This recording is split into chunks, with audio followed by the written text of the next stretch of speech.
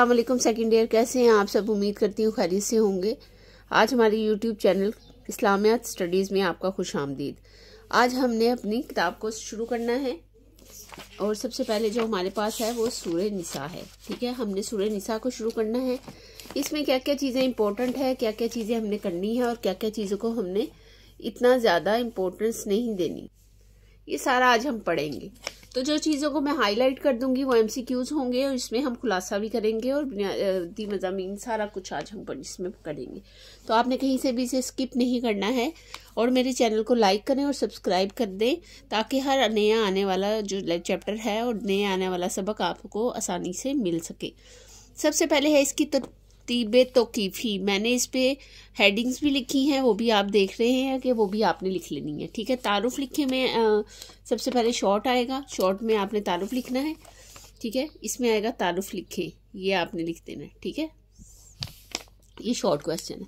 इसके बाद आ जाते हैं, इसमें 24 रुकू और 176 आयात हैं, MCQs है। ठीक है, ये सूरत चौथे पारे से शुरू हो रही है, MCQs है। इस सूरत में औरतों के हुकूक जो है के मुतालिक अहकाम जिक्र किए गए हैं।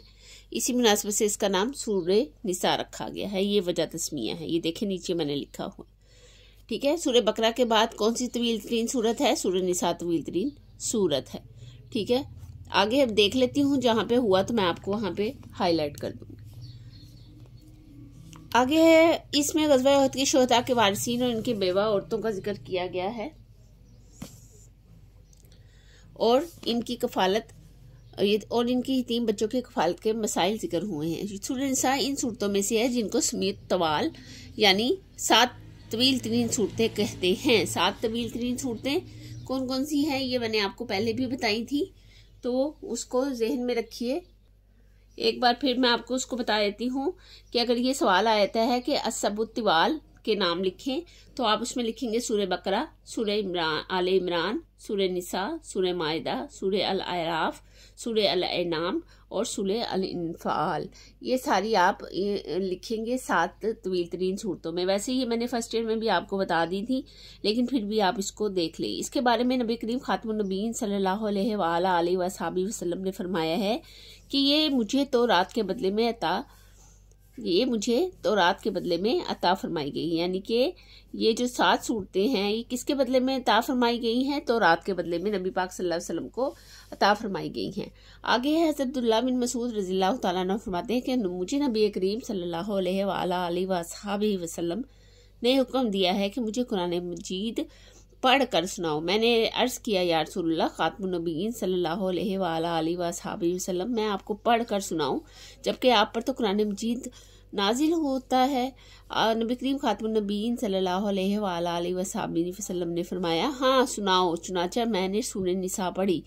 जब मैं फ़कैफ़ा इज़ा जिअना मिन कुल्ली उम्मतिन शहीदिन व जिअना बिका अला हाउलाई शहीदन, सूरह निसा 41 पर पहुंचा तो नबी करीम खातमुन नबीयीन सल्लल्लाहु अलैहि वसल्लम ने फरमाया कि अब बस कर दो। मैंने आपकी तरफ देखा तो नबी करीम खातमुन नबीयीन सल्लल्लाहु अलैहि वसल्लम की आंखों से आंसू जारी थे। सही बुखारी की ये 5050 पर हदीस है। मरकजी मौजू क्या है इसका? इस सूरत का मरकजी मौजू है सूरह निसा में हुकूकुल्लाह, हुकूकुल इबाद, तक़वा की अहमियत, औरतों के हुकूक, अहले किताब, मुनाफिकीन के रवैयों की मजम्मत, ग़ज़वा बदर, ओहद और समाजी ज़िंदगी की इस्लाह से मुतल्लिक़ अहकाम बयान किए गए हैं। इसका थोड़ा सा खुलासा लेंथी होगा क्योंकि आपको ये पता होना चाहिए कि इसके तर्जुमे एक्चुअली है क्या। क्यों सिर्फ यही हमने नहीं पढ़ना, इसको थोड़ी सी तफसील से हमने पढ़ना है ताकि हमें इसका पता लगे। तरतीब में ये चौथी सूरत है। मदीना में नाजिल हुई, 176 इसकी आयात हैं। आले इमरान में ग़ज़वा उहद का तज़किरा किया गया था, जिसमें 3-4 नतीजे सामने आए थे, जिसमें 3 बड़े नतीजे जो थे वो ये थे कि एक तो ये कि मदीने की छोटी सी बस्ती में 70 मुसलमानों की शहादत से बड़ी तादाद में ख़वातीन बेवा हो गई थी और बच्चे भी यतीम हो गए थे। उनकी कफालत की जिम्मेदारी भी समाज पर आ गई थी। तो जो कि एक तकलीफ दे जंग की जद में आ चुका था, जो इस्लाम था ना वो एक तकलीफ दे जंग की जद में आ चुका था। दूसरे ये कि ग़ज़वा उहद में मुनाफिकीन खुलकर सामने आ गए थे। उनकी तादाद, उनकी रेशा दवानियों में रोज़ बरोज़ इजाफा हो रहा था। मुनाफिकीन यानी बढ़ते जा रहे थे। मुनाफिकीन ईमान का दावा करने वाला एक ग्रोह था जो इस्लाम के साथी होने का दावा करते थे। तीसरे एक मदीने में यहूद कबाइल का ये अंदाज़ा भी लगाया जा सकता था कि मुसलमानों की बढ़ती हुई कुव्वत पर वो बंद बांध दिया गया था कि उसका किला कमा भी हो सकता है, यानी कि वो ये समझते थे। इसलिए उनकी तरफ से मुआहदे की खिलाफ वर्जी मुसलमानों को हर तरह का ताउन में इजाफा हो गया था, यानी उनकी खिलाफ वर्जियाँ शुरू हो गई थी। उस वक़्त ये आजमाइश के दिन थे। सूरह के मुख्तलिफ हिस्सों में मुख्तलिफ औकात में नाजिल हुए हैं, लेकिन इसका इब्तदाई हिस्सा ग़ज़वा ओहद के फ़ौरन बाद ही नाजिल हो गया था। ये हिस्सा 40 आयात पर मुश्तमिल है। इसमें इस्लामी समाज का मसला जो ग़ज़वा ओहद की वजह से पैदा हुआ। इस आबादी में ख़वातीन बेवा हो गई और बच्चे भी यतीम हो गए थे। उनकी कफ़ालत, उनकी निगहदाश्त की जिम्मेदारी किस पर पड़नी थी? समाज पर ही पड़नी थी। और इसके अलावा इस सूरत में मर्दों की हौसला अफजाई की गई कि वो इस किस्म के मुश्किल हालात में एक से ज़ायद शादियां करके बेवा औरतों की कफ़ालत और उनकी पाक दामनी के तहफ़्फ़ुज़ में मददगार हो सकते हैं। अलबत्ता ये तादाद 4 से ज़्यादा ना बढ़े और उस खातून की यतीम बच्चों की कफ़ालत और तालीम व तरबियत में कोई कोताही ना हो। अगर कोई यतीम बच्चों की माँ से निकाह करके इसके बच्चों को बेहतर कफ़ालत कर सकता है तो उसे करनी चाहिए। और अगर किसी को ये अंदेशा हो कि वो यतीम बच्चों से इंसाफ नहीं कर सकेगा तो बेवा से निकाह करके यतीम की हक तलफी क्या वज़न ना उठाए, यानी इस पे ये कोई ज़रूरी नहीं है। और सूरह के पहले रुकू में यतीम की माँ के तहफ़्फ़ुज़ के बारे में कड़ी हिदायत थी और बड़े होने पर उनके माल की वापसी को यकीन बनाने का हुक्म दिया गया।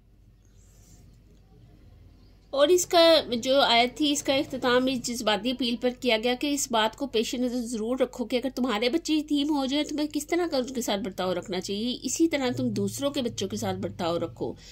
मरने वालों की विरासत की तकसीम का मुकम्मल कानून इस सूरत में नाजिल किया गया है। और मरने वालों की बीवी या शोहर, लड़के और लड़कियां, वालिदैन और बाज़ हालात में जो है उनके भाई कितनी जायदाद के वारिस होंगे। इस तरह कमज़ोर लोगों की जायदादों पर जो लोग कब्जा करके बैठे हुए थे उनका दरवाज़ा मुकम्मल तौर पे बंद कर दिया गया। बेवा ख़वातीन को पाक दामनी की ज़िंदगी बसर करने की तलकीन करते हुए वारसीन को ये हदायत दी गई कि उनकी आज़ादाना मर्जी के खिलाफ उनके मुस्तकबिल का कोई फैसला करने का मजाज नहीं हो सकता। ताद्दुदे अज़वाज की इजाज़त के साथ साथ उन मोमनों की फहरिस्त भी दी गई कि जिनका आपस में निकाह जायज़ नहीं। ये सूरत में ना ये सारा कुछ दिया गया है। और आयत नंबर 23 और 24 में वो फहरिस्त बयान कर दी गई है कि अरब में औरतों और बच्चों के अमवाल को तहफ़्फ़ुज़ हासिल नहीं था। इसलिए बतलाते हुए कि जिस तरह मर्दों के हकूक़ मलकियत हासिल है इसी तरह औरतों को भी हकूक़ मलकियत हासिल है। और जो कोई किसी दूसरे का माल उसकी मर्जी के बगैर हथिया लेगा और उसको कत्ल कर देगा तो उसे दोज़ख में जलना होगा। मुसलमानों में हर तरह के गुनाहों की माफ़ी का जो कीदा मौजूद है कुरान में कुरान उनकी आयात की तायीद बिल्कुल नहीं करता, मगर छोटे गुनाह और हुकूकुल्लाह तो माफ़ हो सकते हैं। आम हालात में जो है इख्तलाफात, अगर मियाँ बीवी के इख्तलाफात शिद्दत इख्तियार कर जाएं तो इसमें एक से और ज़्यादातर ये उस वक़्त होता है कि जब एक से ज़ायद बीवियाँ हों। इसलिए मुनासिब मौका ये है कि बार बार इख्तलाफात को ख़त्म करने के लिए कोई लाहे अमल दिया जाता। तो आयत नंबर 34 में 7 नुकात पर मुश्तमिल लाहे अमल दिया गया कि अगर बीवी की तरफ से नशूज़ का खौफ हो। नशूज़ का मफ़हूम हिज्जतुल वदा के मौके पर हुज़ूर सल्लल्लाहु अलैहि वसल्लम ने ये कहा था कि बीवी किसी दूसरे शख्स को अपने बिस्तर में शरीक होने की दावत दे तो लामहला ये गलती काबिल बर्दाश्त किसी सूरत भी नहीं है। इसीलिए ऐसे इख्तलाफात को हल करने के लिए मुकम्मल खाका दिया गया। अगर वो तमाम मराहिल मुकम्मल करने के बावजूद मियाँ बीवी का आपस में मुसलहत ना हो सके तो खुश इसलूबी से अलग हो जाएं। अचानक यकबारगी में तलाक देने की इस्लाम में कोई गुंजाइश नहीं है। तज़किया नफ्स जो इस्लामी असूल की असास है उसके असूल के लिए कुरान हकीम ने नमाज कायम करने की बहुत तायीद की है।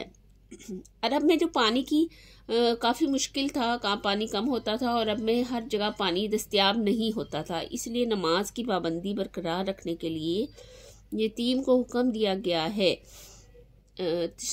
बरकरार रखने के लिए तयम्मुम का हुक्म दिया गया है। आयत में 46 जो नंबर की आयत है, इसमें यहूद का तज़किरा किया गया है कि वो जो थे यहूद कि उन्होंने आयात इलाही को मफहूम बदला है और किताब में तहरीफ करने और अल्लाह पर इफ्तरा बांधने की वजह से लानत के मुस्तहिक हुए हैं।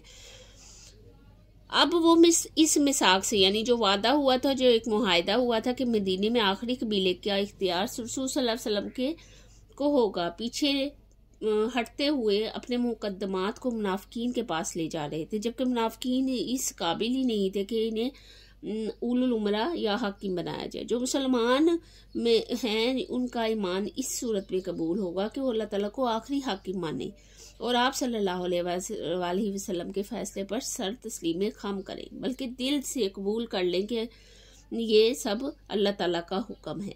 अगली आयत में बताया गया है कि मुसलमानों को मजीद मुश्किलें दरपेश हो सकती हैं और मार के दरपेश हो सकते हैं। उनकी कामयाबी और मुनाफिकीन को नुकसान पहुंचाने उनकी काफिर जो है उनको और मुनाफिकीन उनको नुकसान पहुंचाने की कोशिश करेंगे, इसलिए अगले मार्कों की तैयारी करते हुए इन दाखिली दुश्मनों से मोहतात रहे। और बताया गया है कि अल्लाह ताला की और रसूल की इताअत करें। मुनाफिकीन का किरदार ये है कि वो मैदान जंग में आ जाने से इतराते हैं, फिर जान जाते हैं, मुसलमानों में खौफ फैलाते हैं, लेकिन जब इनाम और वसूल करने की बारी आती है तो सबसे आगे हो जाते हैं। कदम कदम पर दुश्मनी करते हैं। अमन जब मक्का मदीना में अमन नापैद हो गया था तो जहाँ जालिम और मजलूम बहुत ज़्यादा हो गए थे तो वहाँ मजलूम के लिए तलवार उठाने की तरगीब दी गई है। वहाँ मोमिन को कत्ल करने की मुमायनत भी की गई है कि जो दानिस्ता तौर पे मोमिन को कत्ल करेगा वो जो हमेशा के लिए जहन्नम में रहेगा, और गलती से मोमिन कत्ल हो जाए तो उसकी दियत दी जाए। जब सफ़र में हो तो नमाज में कसर कर लो, और हालत जंग में इमाम के पीछे नमाज पढ़ रहे हो तो सलातुल खौफ पढ़ लो। आयत में 104 से 147 तक मदीने में मुनाफिकीन की साजिशों का पर्दाफाश किया गया है और ऐसे चंद वाक़यात का हकीकत बयान करते हुए आखिर में ये कहा गया है कि मुनाफिक जिस्म जो है जहन्नम के सबसे निचले तबके में होंगे। इसके बाद यहूद की तरफ तवज्जो दिलाई गई कि उन्होंने एक पाक दामन औरत पर मरियम अलैहिस्सलाम पर तोहमत लगाई और उनके बरगज़ीदा बेटे ईसा अलैहिस्सलाम को सूली पर लटकाने की साजिश की। हर चंद ये कि अल्लाह ताला ने इन्हें बचा लिया। यहूद के बड़े गुनाह में सूदखोरी थी, लोगों का हक खाते थे और अल्लाह की राह से रोकते थे। ये सब जिक्र हुआ है। उन्हें अपने और या ये कि उन्हें अंबिया के ज़रिए उसी राह रास्त की रहनुमाई की गई थी जिसकी वही आप सल्लल्लाहु अलैहि वसल्लम की तरफ आई थी। लेकिन यहूद ये नहीं बल्कि इनके भाई ईसा भी जो ईसाई थे वो भी राह रास्त से भटक गए थे। यहूदी ही नहीं बल्कि ईसाई भी राह रास्त से भटक गए थे और उन्होंने हज़रत ईसा अलैहिस्सलाम को खुदा बना लिया था और 3 खुदाओं के कायल हो गए थे, जबकि ईसा अल्लाह के बंदे और रसूल थे। आखिर में इंसान को खिताब करते हुए ये कहा है कि तुम्हारे पास तुम्हारे रब की तरफ से दलील और बुरहान आ गया है, कोई भी इस पर ईमान लाने बगैर इसकी मजबूती थामे का वही राह रास्त पर होएगा। ठीक है, ये इसमें बताया गया है कि इस पर ईमान लाए बगैर कोई मुसलमान नहीं हो सकता। ये तो हमारा हुआ मुफस्सल खुलासा। इसमें मैंने आपको काफ़ी चीज़ें बता दी जो आगे भी चल के आपको मरकज़ी बुनियादी मज़ामीन में पता लगेंगी। सूरह निसा में हुकूकुल्लाह के ज़मन में अल्लाह ताला की इबादत करने और शिर्क से बचने की तालीम दी गई है। अच्छा, अब ये MCQs भी बनता है और शॉर्ट क्वेश्चन भी बनता है। हर अमल में अखलास इख्तियार करने वाले या रियाकारी से इज्तनाब की तायीद की गई है। हुकूकुल्लाह में अहम तरीन हक नमाज है। अच्छा, ये भी MCQs है। इस सूरत में सफ़र खौफ और हालत मर्ज में नमाज के मुतल्लिक जो है अहकाम बयान किए गए हैं। हुकूकुल बात के हवाले से वालिदैन के साथ हुस्न सलूक का हुक्म दिया गया है। सबसे अहम तरीन हुकूकुल बात में क्या है? हकूकुल ये जो है वालिदैन के हकूक़, करीबी रिश्तेदारी, यतीमों, मिस्कीनों, हमसाया और मुसाफिर वगैरह के हकूक़ अदा करने पर जोर दिया गया है। समादी और शरई ज़रूरियात के हवाले से भी मुख्तलिफ हदायत और तालीमात दी गई हैं। नशा की ममानियत की गई है। तयम्मुम का तरीका बताया गया है। इंसानी जान की हिफाजत के लिए जामे हदायत फराहम की गई हैं। हिजरत और महाजरीन की फजीलत बयान की गई है। आगे है माशरती जो है मामलात इंसान की जिम्मेदाराना किरदार के हवाले से सच्ची गवाही देने पर जोर दिया गया है। अहले किताब और मुनाफिकीन की गैर जिम्मेदाराना और गलत रवैये और मसलन तहरीफ किताब, अल्लाह ताला के हुक्म की नाफरमानी करने, जहाद फी सबिलिल्लाह से राह फरार इख्तियार करने, मौत से डरने, मुसलमानों को राह रास्त से हटाने की कोशिश की मजम्मत की गई है और इन्हें लानत का मुस्तहिक ठहराया गया है। इस सूरत में औरतों के हुकूक अदा करने और इनसे अच्छे सलूक का हुक्म दिया गया है। खुसूसन निकाह के वक्त हक महर और अज़वाजी ज़िंदगी में हुस्न माशरत की ताकीद की गई है। विरासत में ख़वातीन का हिस्सा मुतय्यन किया गया है। जिन ख़वातीन से निकाह हो सकता है और जिनसे नहीं हो सकता, इन रिश्तों की वजाहत की गई है। इस सूरत में जहाँ औरतों के हुकूक की वजाहत की गई है, वहाँ इन पर इखलाकी माशरती जिम्मेदारियाँ भी आयद की गई हैं। सूरह निसा में विरासत की तकसीम के अहकाम तफसील से बयान किए गए हैं। इस सूरत में यतीम के हुकूक अदा करने की ताकीद की गई है और इनके अम्वाल की हिफाजत करने का हुक्म दिया गया है। यतीम बच्चों के माल को अपने माल में मिलाकर खाने से मना किया गया है। ये ताकीद की गई है यतीमों का माल बेजाय इस्तेमाल ना किया जाए, इसे ज़ाया ना किया जाए और ना ही कमसनी नहीं इनके हवाले किया जाए, बल्कि जब वो समझ बूझ की उम्र को पहुंच जाए तो मुकम्मल दयानतदारी से इनके हवाले कर दिया जाए। ठीक है। और आगे जो है यतीमों के माल ना खाने की सज़ा के मुतल्लिक आयत बताई गई है। ज़ालिमों के इलाके में बचने की दुआ बताई गई है। ये दोनों आपको आनी चाहिए। इसके बाद हमारे पास तर्जुमा है। हमारे पास टोटल 10 जो है वो आयात है जिनका हमने तर्जुमा करना है। इसमें अब 10 आयात का तर्जुमा आज ही हम करेंगे और इस सूरत को मुकम्मल कर लेंगे। सूरत को मुकम्मल करने का ये फिर होता है कि आप लोगों को फिर नेक्स्ट जो है वो सर्चिंग नहीं करनी पड़ती और आपकी सूरत मुकम्मल आपके सामने होती है। तो हम इसको करते हैं। सबसे पहले 1 और 2 का तर्जुमा है। ठीक है, यहाँ तक हम पढ़ेंगे। यहाँ से बिस्मिल्लाहिर्रहमानिर्रहीम। या अय्युहन्नासु, ए लोगो, तकु डरो रब्बकुम, अपने रब से, लजी जिसने खलककुम बनाया तुम्हें, मिन नफ्सिन वाहिदतिन, एक जान से, व खलका और पैदा किया, मिनहा उसी से, ज़ौजुहा उसकी ज़ौजा, व बस्सा और ठहराया, मिनहुमा उन दोनों को, रिजालन बहुत से मर्द, रिजालन आदमी, कसीरन बहुत ज़्यादा, फिर फैला दिया, बस्सा फैला दिया, मिनहुमा उन दोनों से, रिजालन आदमी, कसीरन बहुत ज़्यादा, व निसान और औरतें, वत्तकू और डरो अल्लाह ताला से, अल्लज़ी वो ज़ात पाक, तसालूना तुम उस जो है सवाल करते हो उससे, वल अरहामिन और वो हकूक मांग कता रहमी से बचो, इन्नल्लाह बेशक अल्लाह ताला काना अलैकुम रकीबा, तुम पर निगहबान है। ऐ लोगों, अपने रब से डरो जिसने तुम्हें एक जान से पैदा फरमाया, उसी से उसकी जोजा को पैदा फरमाया और फैला दिया ज़मीन पर उन दोनों को, बहुत से मर्द और औरतें। अल्लाह ताला की नाफरमानी से डरो जिसके नाम पर तुम एक दूसरे से हकूक मांगते हो। इन्नल्लाह काना अलैकुम रकीबा, अल्लाह ताला तुम पर निगहबान है।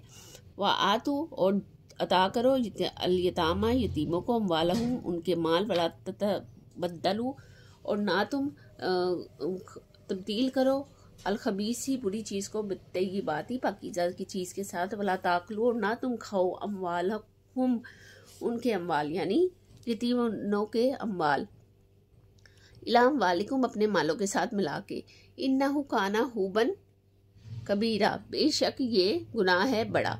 और यतीमों को उनका माल अदा करो और रद्दी चीज़ को उनकी मुमदा चीज़ से ना बदलो और ना तुम अपने माल के साथ उनके मालों को खाओ, बेशक ये बहुत बड़ा गुनाह है। आगे हमारे पास 9 से 10 तक है। इसका तर्जुमा यहाँ से हम करेंगे।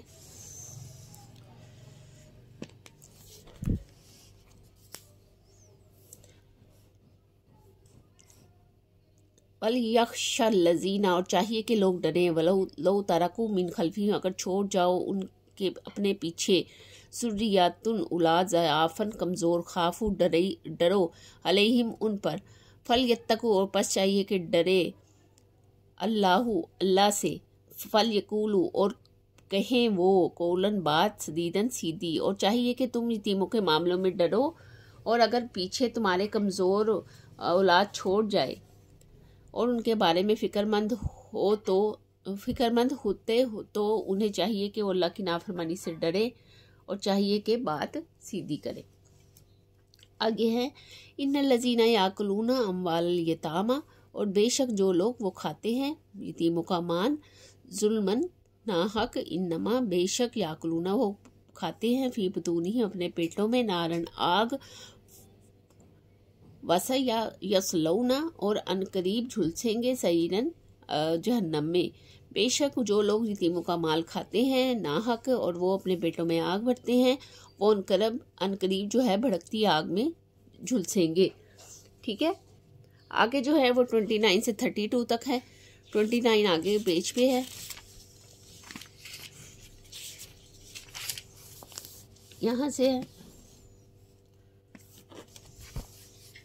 यहाँ से हम पढ़ेंगे। बिस्मिल्लाहिर्रहमानिर्रहीम। या अय्युहल्लज़ीना, ऐ लोगो, आमनु, ईमान लाओ, ला ताकलू, ना तुम खाओ, वालकुम, तुम्हारे माल, बैनकुम, दूसरे के माल के साथ, बिलबातली, झूठे तरीके से या बातिल तरीके से, इल्ला, खबरदार, अन तकून तिजारतन अंतराजी मिनकुन, अगर हो तुम्हारी तिजारत आपस की रजामंदी के साथ, वला तख्तलू, और ना तुम कत्ल करो, अनफुसकुम, अपनी जानों को, इन्नल्लाह, बेशक अल्लाह ताला, बिकुम रहीमत, तुम्हारे साथ रहम फरमाने वाला है।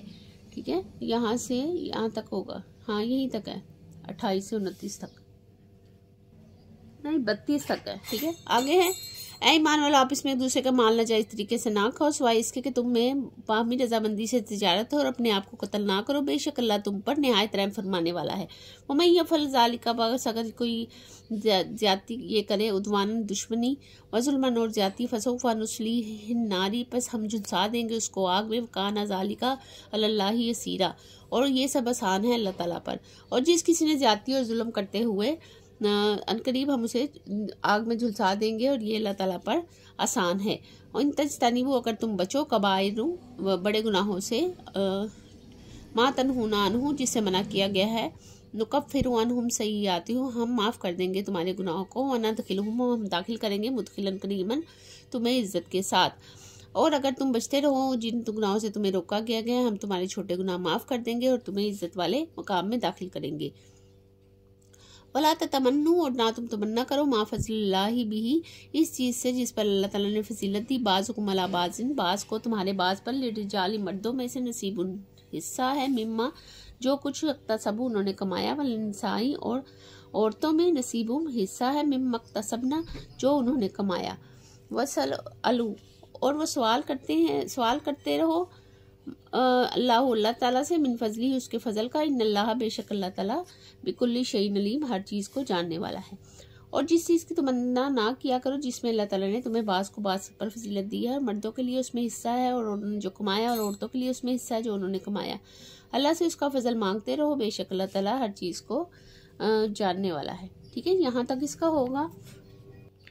ठीक है, आगे जो है वो 58 से 59 तक है। यहाँ से इन्नल्लाह, बेशक अल्लाह ताला, यामुरुकुम, वो हुक्म देता है तुमको, अंतु अद्दू, ये कि स्पुर्द करो, अमानतिला आलिया, उसके अहल की तरफ, उसके हकदार की तरफ, वैज़ा हकम तुम, और जब वो फैसला करे, बैनन्नासी, तुम्हारे दरमियान फैसला करो अदल के साथ, अन तहकुमु बिलअदली, अदल के साथ फैसला करो, इन्नल्लाह नेम्मा युअज़्ज़िकुम बिही, और अल्लाह ताला इसके निम्मा या आइज़ुकुम बिही, और अल्लाह ताला इसके बारे में तुम्हें बेहतरीन नसीहत करता है, इन्नल्लाह काना समीअम बसीरा, और बेशक अल्लाह ताला खूब सुनने वाला और देखने वाला है।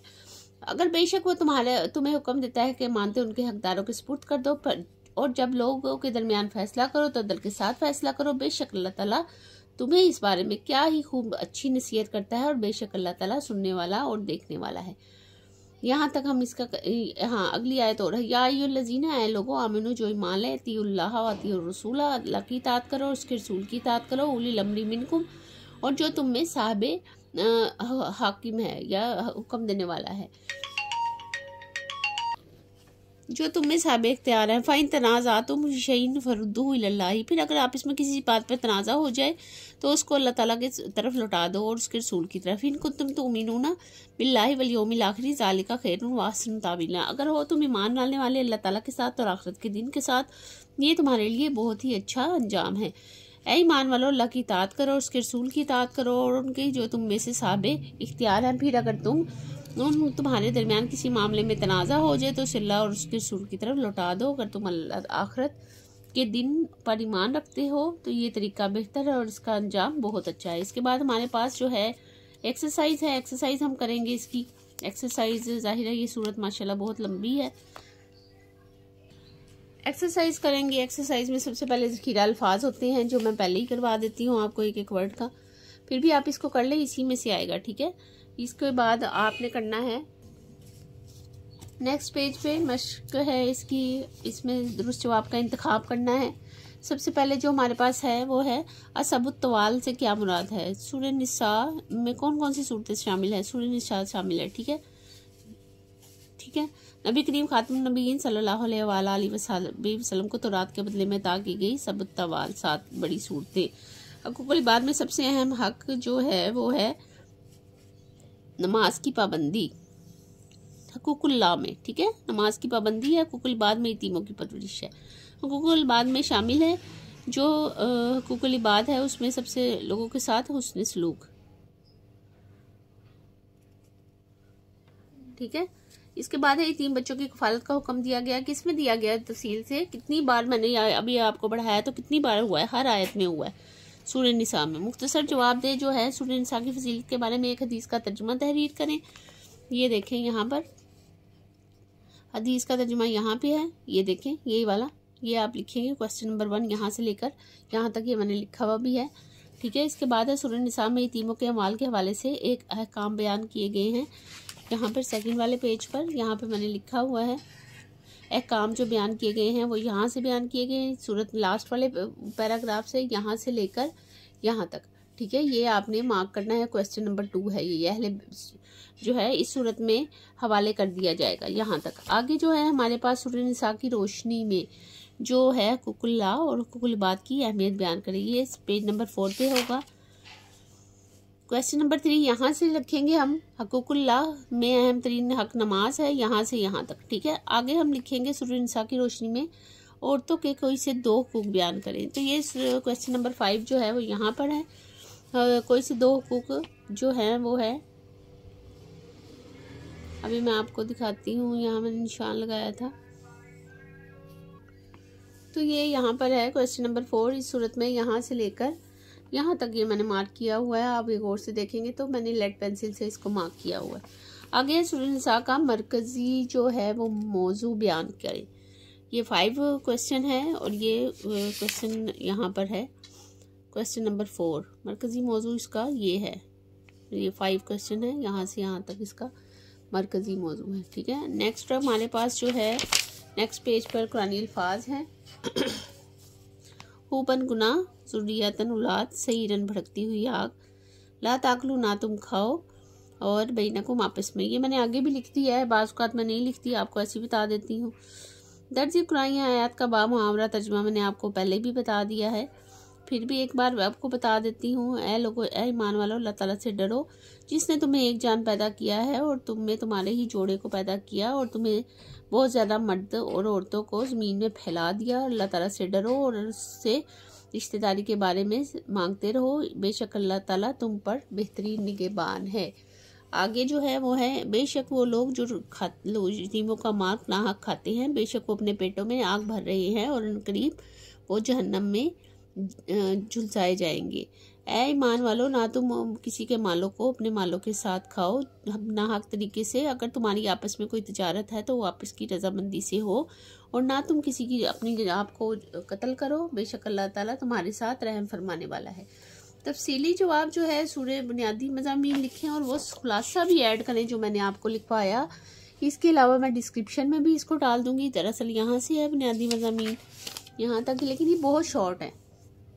आप इसको लिखेंगे जो मैंने खुलासा दिया वो, इसके अलावा नहीं समझ आए तो आप उसको डिस्क्रिप्शन में डाल दीजिए, मैं डाल दूँगी, वहाँ से याद कर लीजिएगा। और ये सारा आज हमारा कंप्लीट हुआ लेक्चर नंबर 1 सूरह निसा का।